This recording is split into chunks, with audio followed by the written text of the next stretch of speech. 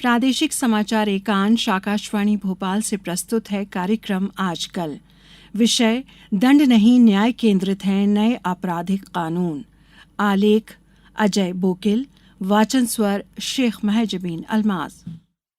आज़ादी के अमृतकाल में मोदी सरकार ने फौजदारी कानून और न्याय प्रक्रिया में बदलाव की ऐतिहासिक पहल करते हुए नए युग का सूत्रपात किया है। ये नए कानून 1 जुलाई 2024 से पूरे देश में लागू हो रहे हैं। पिछले साल संसद के मानसून सत्र के आखिरी दिन 11 अगस्त 2023 को केंद्रीय गृह मंत्री अमित शाह ने 163 साल पुराने 3 मूलभूत कानूनों में बदलाव को लेकर 3 बिल लोकसभा में पेश किए थे। 21 दिसंबर 2023 को संसद ने इन्हें पारित कर दिया।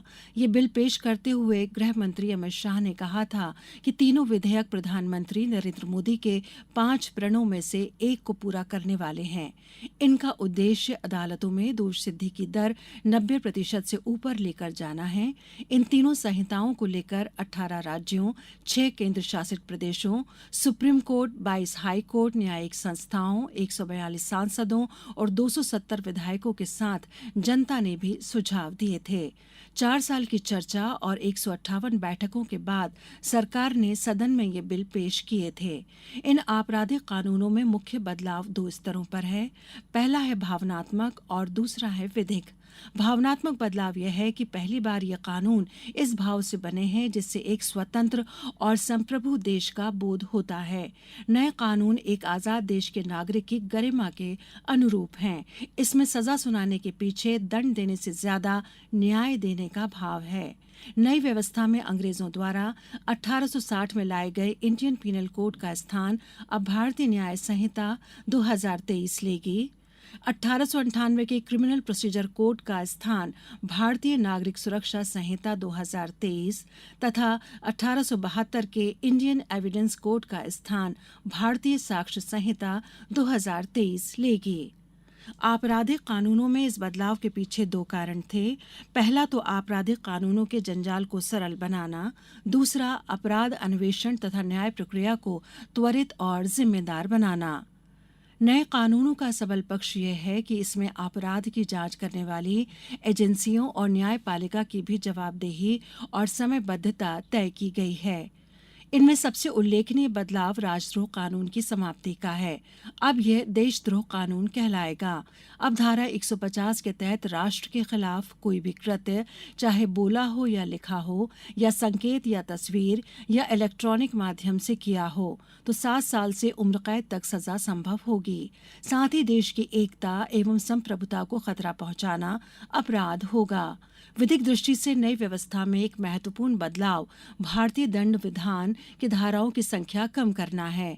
नई भारतीय न्याय संहिता लागू होने के बाद पूर्व की 511 धाराएं सिमटकर 356 ही रह जाएंगी, यानी इसमें 175 धाराएं बदलेंगी और 8 नई जोड़ी जाएंगी।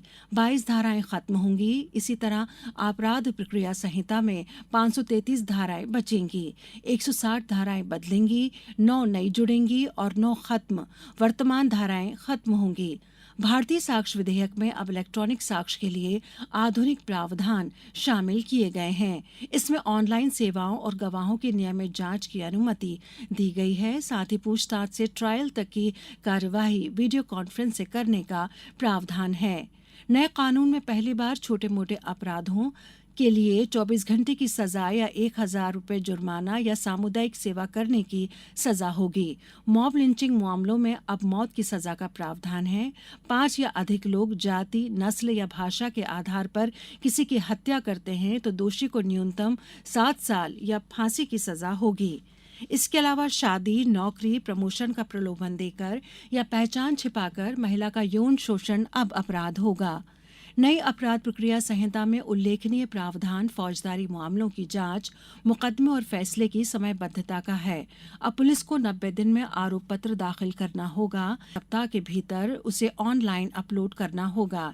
इससे सत्र न्यायालयों में 40% मुकदमे कम हो जाएंगे। अब मौत की सजा सिर्फ आजीवन कारावास में और आजीवन कारावास को 7 साल तक की सजा में बदला जा सकेगा। सरकार पीड़ित को सुने बिना 7 साल की कैद या अधिक सजा वाले केस वापस नहीं ले सकेगी। एक और अहम बदलाव शून्य पर देश में कहीं भी एफआईआर दर्ज करने का है। साथ ही आपराधिक मामलों की जांच के डिजिटल रिकॉर्ड्स की वैधता प्रदान की गई है। लोक सेवकों पर मुकदमा चलाने के लिए 120 दिन के भीतर अनुमति देनी होगी। नए कानूनों को लागू करने को लेकर कुछ राजनीतिक विरोध भी हो रहा है, लेकिन इससे कोई फर्क नहीं पड़ेगा।